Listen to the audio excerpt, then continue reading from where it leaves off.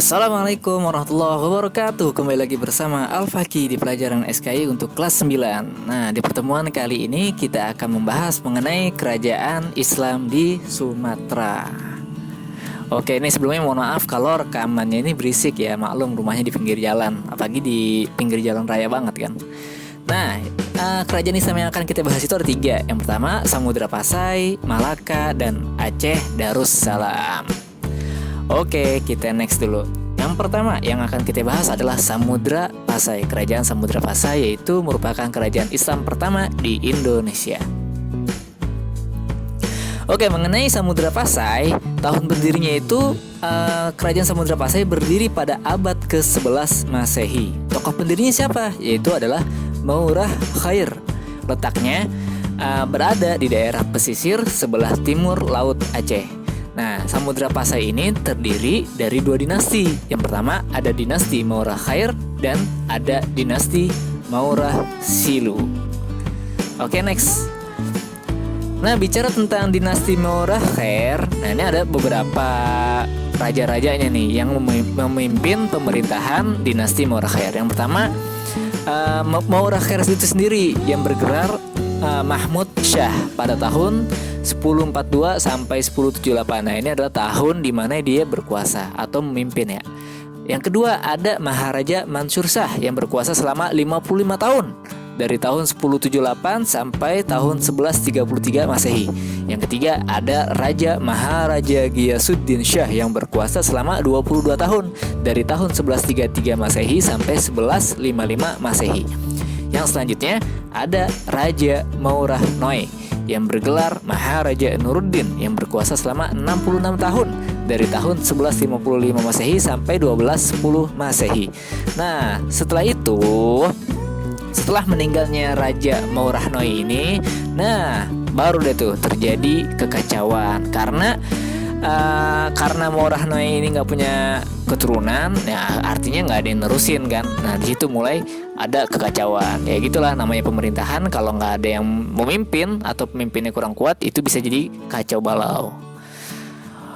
Oke, yang kedua yang akan kita bahas itu ada dinasti Maurah Silu. Nah, penguasa pertamanya siapa sih? Penguasa pertamanya itu ya jelas si Maurah Silu, yang gelarnya itu adalah Sultan Malik As-Soleh.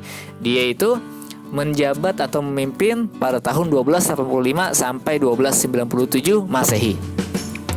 Maurah Silu ini merupakan keturunan Raja Perlak yang sekarang dikenal dengan Malaysia. Pokoknya ada di daerah situ Malaysia. Nah, terus poin yang ketiga, di masa Maurah Silu ini yang raja pertama ini itu mengalami masa keemasan setelah pelabuhan Pasai dibuka. Pelabuhan kanan itu tempat orang-orang dagang gitu kan. Nah, yang keempat, hubungan dengan Perlak, kerajaan Perlak nih maksudnya itu berjalan harmonis, apalagi ketika Raja Maurah Silu menikahi putri Raja Perlak yang bernama Ganggang Sari. Oke, mengenai raja-raja yang memerintah kerajaan Samudra Pasai dinasti Maurah Silu itu ada beberapa. Yang pertama yang harus kita tahu, yang pastinya ada Sultan Malik As-Soleh, yaitu pendiri dinasti Maurah Silu gitu kan. Yang mana beliau itu memimpin pada tahun 1285 Masehi sampai dengan 1297 Masehi. Yang selanjutnya diteruskan oleh Sultan Muhammad Malik Zahir yang pada tahun 1297 sampai 1326 Masehi. Yang ketiga diteruskan oleh Sultan Mahmud Malik Zahir. Nah, ini masih keturunan-keturunan nih, yang mana berkuasa pada tahun 1326 sampai dengan 1345 Masehi. Yang selanjutnya ada yang keempat ada Sultan Mansur Malik Zahir yang berkuasa pada tahun 1345 Masehi sampai 1346 Masehi. Yang kelima ada Sultan Ahmad Malik Zahir yang berkuasa pada tahun 1346 sampai 1383 Masehi. Dan yang terakhir ada Sultan Zainal Abidin yang berkuasa pada tahun 1383 sampai 1403 Masehi. Nah, yang kita bahas lagi selanjutnya itu pada masa Sultan Zainal Abidin, yang mana di zaman beliau ini, di zaman akhir ini, nah kerajaan Samudra Pasai itu berkembang pesat. Yang pertama. Poin yang kedua, Sultan Zainal Abidin aktif menyebarkan agama Islam ke daerah Pulau Jawa dan Sulawesi, yang mana beliau itu mengirim ahli dakwah ke Sohor seperti Maulana Malik Ibrahim dan Maulana Ishaq. Ya sebenarnya sih di sultan-sultan sebelum Zainal Abidin juga sama, Islam itu tersebar. Tapi di zaman beliau ini makin giat lagi tuh penyebaran agama Islam. Yang ketiga, kemajuan pesat dalam bidang ekonomi didukung posisinya yang sangat strategis yang berada di Selat Malaka. Nah, ini salah satu kenapa sih Samudra Pasai ini bisa maju dalam bidang ekonominya gitu ya, karena letaknya yang strategis itu. Oke, yang keempat, puncak kebesaran terjadi pada pertengahan abad ke-14 Masehi. Maksudnya tuh benar-benar jaya-jayanya gitu pada abad ke-14 Masehi. Oke, lanjut. Nama besar kerajaan Samudra Pasai yang bernafas Islam ini tidak banyak meninggalkan kebudayaan yang bercolok Islam. Ya karena tuh beberapa kebudayaan justru berasal dari luar. Jadi ya banyak dipengaruhi oleh budaya-budaya luar gitu. Nah, yang selanjutnya ada menjelang tahun 1521 Masehi, itu perekonomian kerajaan Samudra Pasai mengalami kemerosotan karena konflik-konflik internal. Nah, namanya ya di sini nih mulai turun. Gimana ya, namanya orang perang, namanya orang konflik itu pasti berakibat sama ekonomi. Lihat deh kayak Indonesia misalkan, kalau misalkan perang saudara, tapi semoga sih jangan, nauzubillah min zalik. Nah, itu menyebabkan pasti negara itu makin hancur gitu kan, karena ya namanya perang itu ngabisin tenaga, ngabisin waktu gitu. Terus yang selanjutnya, nah kondisi sosial politik yang tidak stabil ini dimanfaatkan oleh Portugis untuk menyerangnya, dan ini tahun keruntuhan kerajaan Samudra Pasai. Oke, itu sekilas tentang kerajaan Samudra Pasai. Yang mana sekarang kita lanjut ke kerajaan Malaka, yaitu kerajaan Islam yang berada di Sumatera yang lainnya. Jadi selain kerajaan Samudra Pasai ada kerajaan Malaka. Oke, kerajaan Malaka ini ada dua pemimpin. Yang pertama ada Iskandar Shah, yang kedua ada Muhammad Iskandar Shah. Yang mana Iskandar Shah ini merupakan raja pertama. Terus dia ini merupakan tuh asalnya itu adalah pangeran dari kerajaan Majapahit yang melarikan diri akibat kalah dalam pertempuran. Nah, dia ini melarikan diri tuh ke daerah yang sekarang tuh jadi Malaka, itu daerah-daerah Malaya gitu lah. Nah, nama Iskandar Shah ini sebelum meluk Islam itu namanya adalah Paramisora. Nah, beliau itu memimpin kerajaan Malaka dari tahun 1396 sampai 1414 Masehi. Terus lagi kerajaan Malaka ini mendapat dukungan dari para pedagang Islam yang berasal dari Timur Tengah dan India. Akibatnya banyak dipengaruhi kebudayaan Islam dari orang-orang Arab dan India. Nah, di sini nih poinnya deh. Malaka itu Islam itu tersebar kan karena para pedagang kan. Nah, dan Malaka ini juga termasuk tempat yang strategis, banyak para pedagang yang melakukan perdagangan di sini. Nah, kebetulan yang pedagang-pedagang Islam yang datang ke daerah Malaka ini adalah orang-orang Islam dari Arab dan India, sehingga kehidupan orang-orang Malaka tuh dipengaruhi oleh kebudayaan Islam yang bercorak orang-orang Arab dan India. Oke, selanjutnya ada Muhammad Iskandar Shah, yang mana itu adalah putra mahkota Iskandar Shah. Nah, di sini saya ngambil buku dari LKS, nggak dijelaskan banyak, dan ya biar kalian nggak bingung juga, jadi saya ngikutin yang di LKS saya dulu. Oke, kita skip. Itu mengenai pemimpinnya. Nah, sekarang seputar kerajaan Malakanya ini. Yang pertama tadi udah dijelaskan kalau kerajaan Malaka itu banyak mendapat dukungan dari para pedagang Islam yang berasal dari Timur Tengah dan India. Nah, yang akibatnya itu banyak dipengaruhi kebudayaan Islam dari orang-orang Arab dan India. Yang kedua, kerajaan Malaka itu letaknya tuh di daerah pesisir. Tahu kan pesisir? Nah, iya benar tuh, yang banyak air-airnya. Terus yang ketiga, pemasukan utama kerajaan Malaka ini berasal dari laut ya, karena kan letaknya di situ. Adapun struktur masyarakatnya itu sebagian besar bekerja sebagai pedagang dan nelayan, yang memungkinkan kehidupan sosial masyarakatnya dipengaruhi oleh hidup kelautan dan maritim. Nah, ini kok tipe tulisannya ya, sorry ya. Terus yang keempat, bahasa sehari-hari yang digunakan Malaka itu adalah bahasa Melayu, sekaligus bahasa internasional dalam hubungan perdagangan di Asia Tenggara. Karena tuh Melayu itu dulu tuh meluas banget dah. Makanya kalau kalian pergi ke luar negeri, ke Singapura, itu ya sebenarnya nggak usah takut, karena masih banyak juga Melayunya gitu. Nggak bisa bahasa Inggris ya, no problem lah. Oke, lanjutannya, kehidupan masyarakat di kerajaan Malaka ini sangat dipengaruhi oleh budaya Melayu dan Islam. Kenapa nih? Ada dua faktor. Yang pertama, faktor kerajaan Malaka itu berada di semenanjung Malaya, yang mana merupakan tempat asal rumpun bangsa Melayu. Ya, di situ tuh. Jadi karena emang tempatnya orang-orang Melayu ya, jadi pasti terpengaruh dong Malaka ini dengan budaya-budaya Melayu gitu. Terus yang kedua, kenapa sih kok Islam juga bisa mempengaruhi kehidupan di Malaka? Jadi perpaduan nih antara Melayu dengan Islam. Yang kedua ini alasannya adalah faktor agama Islam yang disebarkan pedagang Islam dari Gujarat dan Persia sehingga mempengaruhi kebudayaan masyarakat Malaka. Oke, lanjut. Dalam hal keagamaan, Kerajaan Malaka menetapkan agama Islam sebagai agama negara karena mayoritas penduduknya itu adalah beragama Islam. Nah, yang mana di sini ditetapkan oleh Iskandar Shah sebagai pendiri kerajaan ya, karena Malaka itu mayoritas kerajaan Islam, ya udah akhirnya sama raja dijadiin agama negara gitu. Terus kayak maksudnya itu agama resmi lah gitu bahasanya. Terus yang ketiga, yang selanjutnya, dalam dunia kesusastraan, nah Kerajaan Malaka mempunyai hikayat yang sangat terkenal, yaitu hikayat kepahlawanan Laksamana Hang Tuah. Nah, ini harus kalian ingat-ingat nih. Biasanya sih di ujian-ujian, di soal-soal tuh, soal-soal kayak gini tuh selalu keluar. Oke, next. Yang ketiga, wah ini tipe lagi nih, astaga. Sorry nih ya. Yang ketiga kita akan membahas tentang Kerajaan Aceh Darussalam. Nah, kalian mungkin ada yang ngeh, kok gambar Kerajaan Aceh sama Samudra Pasai agak sama sih fotonya. Nah, karena Kerajaan Aceh ini nggak bisa dipisahkan dari Kerajaan Samudra Pasai.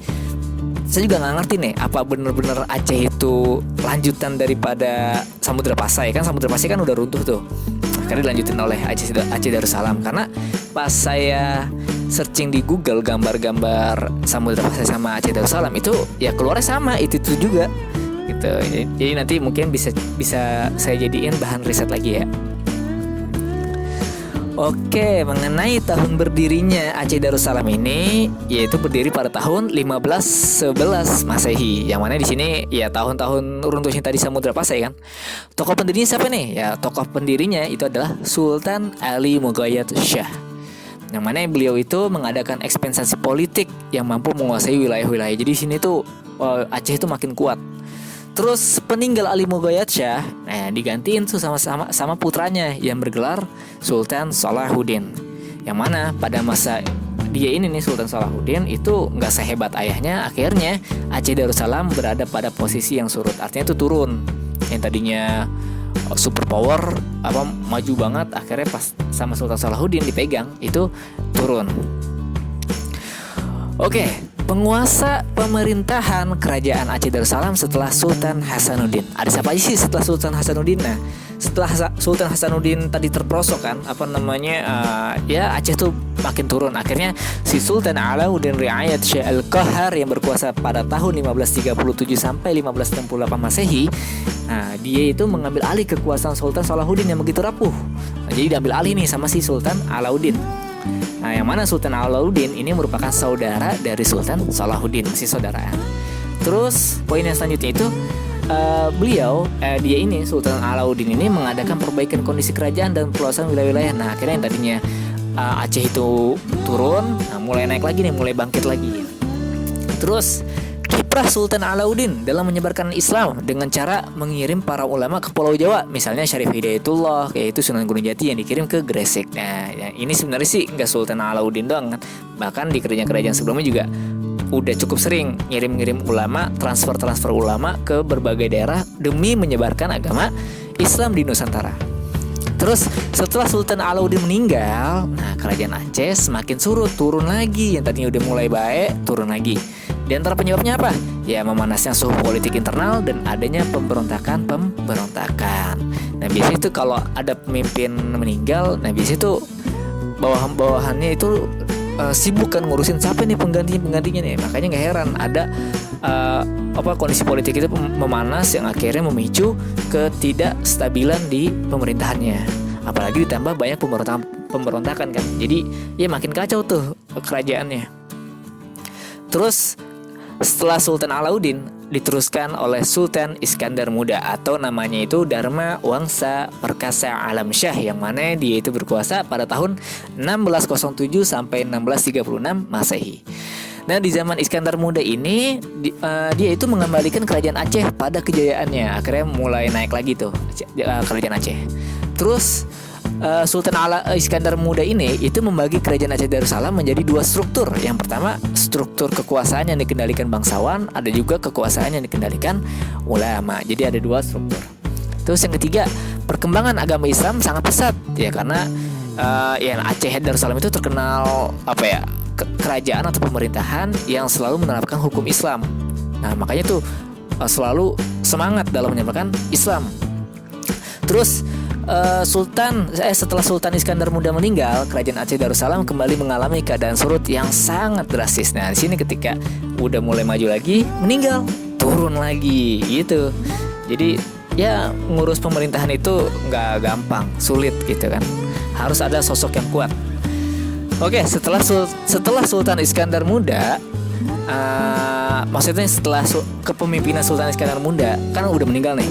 Nah, terus siapa nih yang megang? Akhirnya itu dipegang oleh menantunya yang bernama Sultan Iskandar Sani. Iskandar Sani itu bisa dibilang ya Iskandar kedua lah gitu, Iskandar Sani. Tapi, nah di zaman Sultan Iskandar Sani ini, kebijakan yang diterapkan oleh Sultan Iskandar Muda, ini salah nulis nih. Yang diterapkan oleh Sultan Iskandar Sani ini sangat lunak, sehingga banyak wilayah-wilayah kekuasaan kerajaan Aceh Darussalam yang berani melepaskan diri dari pemerintahan pusat. Oke, yang ketiga, pemegang kekuasaan kerajaan Aceh Darussalam yang berikutnya adalah Sultanah Tajul Alam Safiyatuddin Shah pada tahun 1641 sampai 1675 Masehi, yang mana beliau adalah seorang putri dari Iskandar Shah. Oke, Sultanah ini merupakan gelar untuk Ratu Kerajaan Aceh Darussalam. Kalau Sultan buat laki-laki, Sultanah buat perempuan. Dan dalam jangka 59 tahun berikutnya, kerajaan Aceh Darussalam dipegang oleh para wanita bergelar Sultanah. Oke, dan pada masa pemerintahan Sultan Iskandar Sani, nah ini nih kebudayaannya nih, muncul dua orang sastrawan yang termasyhur, yaitu Nuruddin Ar-Raniri dan Hamzah Al-Fansuri. Yang mana bukti yang kedua orang ini itu bukti berkembangnya ajaran Islam yang mempengaruhi kebudayaan setempat. Oke, itu aja pelajaran kita pada hari ini. Udah 18 menit. Semoga bermanfaat. Ajukan pertanyaan di kolom komentar.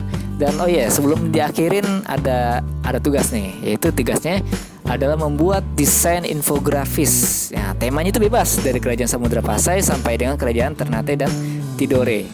Kumpulinnya kapan ya? Kumpulkan setelah VTS. Kira-kira tuh 2 minggu lagi VTS. Jadi dikumpulin lagi 3 minggu. Free konsultasi di WA. Kalau pengen nanya-nanya tentang seputar desain infografis, boleh WA saya. Oke, itu aja ya.